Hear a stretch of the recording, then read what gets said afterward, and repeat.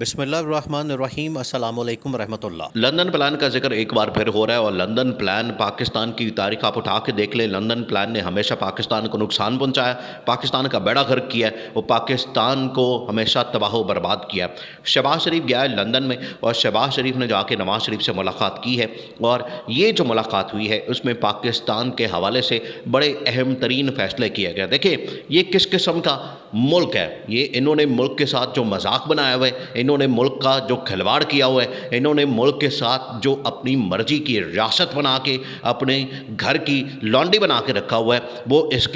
کی مثال آپ کے سامنے ہے کہ شہباز شریف یہاں پر ڈمی وزیر اعظم کے طور پر بیٹھا ہوا ہے، اور پیچھے سے سارا کچھ آپریٹ کرتا ہے نواز شریف، اور نواز شریف کے ہاتھ میں ساری ڈورے ہیں،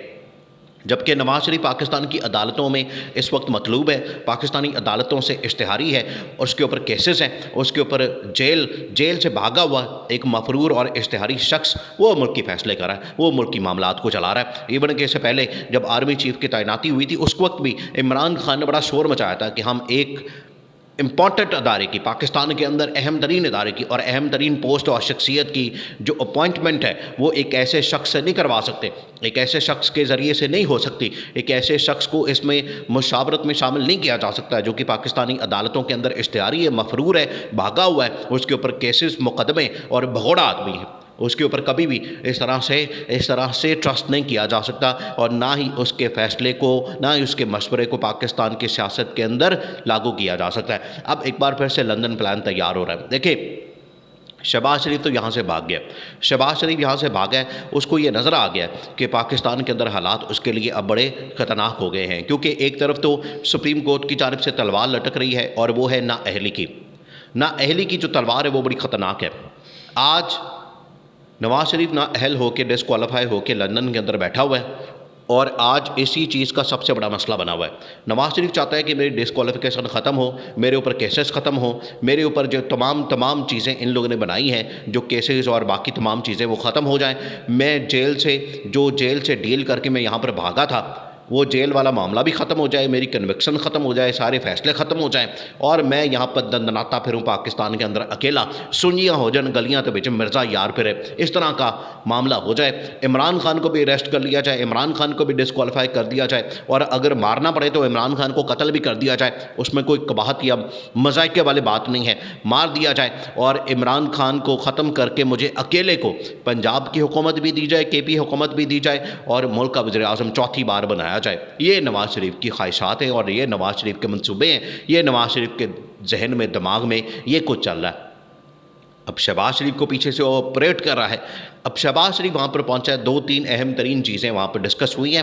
اور اس ایجنڈے میں آئی ہیں، ملاقات کا ایجنڈا 2-3 اہم چیزوں کے اوپر تھا، وہ اب آپ نے سمجھنی، اور اس کے بعد جو اسٹیبلشمنٹ یہاں پر اب ڈنڈا دے کے بیٹھی ہوئی ہے اس حکومت کو، کیونکہ اس نے اب جو حال کر دیا ہے اس ملک کا، اس کے بعد تو اس حکومت کو زیادہ دیر چلنے کوئی بھی نہیں دے گا، نہ اسٹیبلشمنٹ، نہ سپریم کورٹ، نہ کوئی اور ادارہ، اور نہ ہی عمران خان تو پہلے دن سے کہہ رہا ہے۔ دیکھیں جب عمران خان کو نکالا گیا، عمران خان کی حکومت کو ختم کیا گیا، تو عمران خان نے پہلے دن بتا دیا تھا کہ آپ مجھے نکال تو رہے ہیں، آپ میری حکومت ختم کر رہے ہیں، لیکن جو ریکوری، جو پاکستان کی ترقی اور خوشحالی، جو پاکستان کے اندر پروگریس، پاکستان کے اندر جو اتنی ترقی اور پازیٹیو انڈیکیٹرز آئے ہیں، وہ سارے کے ساروں کے اوپر آپ نے پانی پھیر دینا ہے، اس طرح کا رجیم چینج آپریشن کر کے، اور اس حکومت کو مسلط کر کے یہ والی حکومت جس کے خلاف آپ لوگوں نے ہی پروپیگنڈا کیا،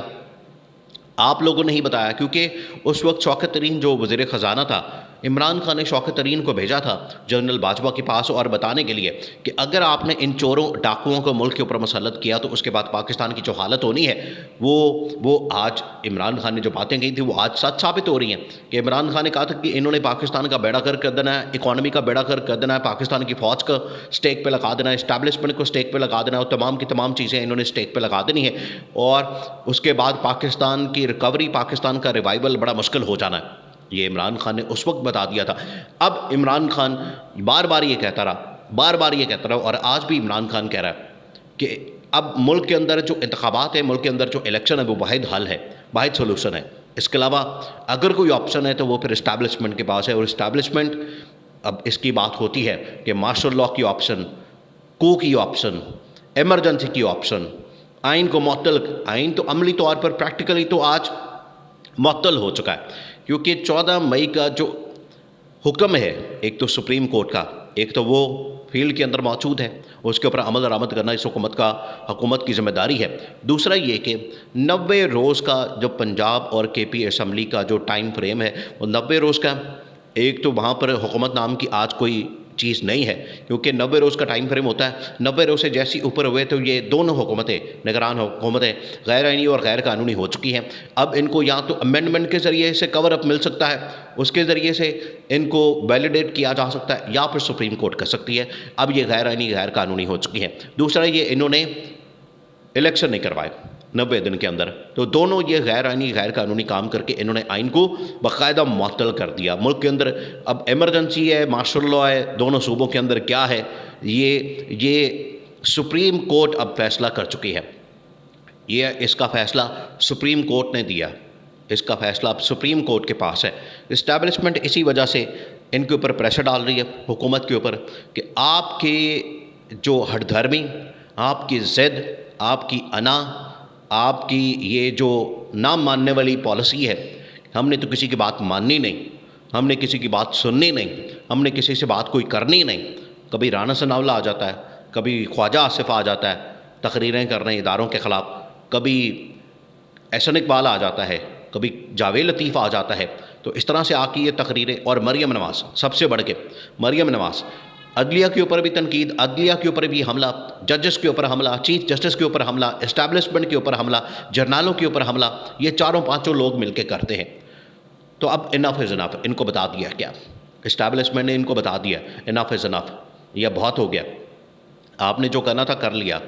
अब हमारी करने की बारी है। और अब हमने इस मुल्क को इस क्राइसिस से, इस बहरान से निकालना है। अब हमने मुल्क को ठीक करना है, अब हमने मामलात को ठीक करना है, अब हमने चीज़ों को ठीक करना है। अगर हम नहीं करेंगे